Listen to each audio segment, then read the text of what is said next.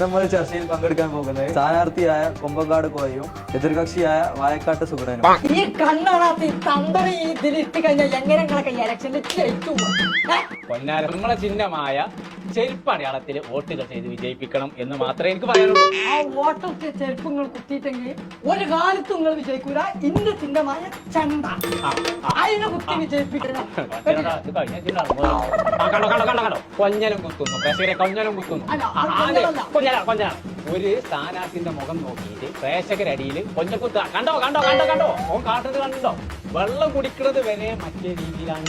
അതാണ് ഞാൻ പറഞ്ഞത്. ഇയാള് പരാതി കൊടുത്തു കേസ് കൊടുത്തു, പരാതി കൊടുത്തു. അതിന് തെളിവുണ്ട്. അതിന്റെ കയ്യിൽ വ്യക്തമായിട്ടുള്ള തെളിവുണ്ട്.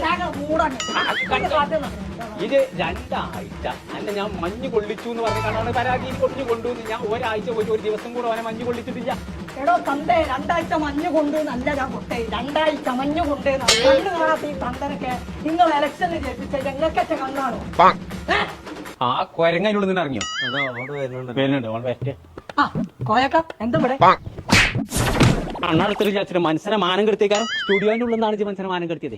ചങ്കള നമ്മളിപ്പോ ഉള്ളത് വളാഞ്ചേരിയുള്ള ഐ ഒപ്റ്റിക്കൽസ് എന്ന ഷോപ്പിലാട്ടോ. 60 രൂപ മുതൽ 2 ലക്ഷം രൂപ വരെയുള്ള കണ്ണടകൾ ഇവിടെ അവൈലബിൾ ആട്ടോ. എല്ലാ ദിവസവും ഫ്രീ ആയിട്ട് കണ്ണ് പരിശോധന. അപ്പൊ ഇനി ഒന്നും നോക്കണ്ട, ഇങ്ങോട്ട് പോകും. വളാഞ്ചേരി 6 മാളിലുള്ള eye opticals and eye care.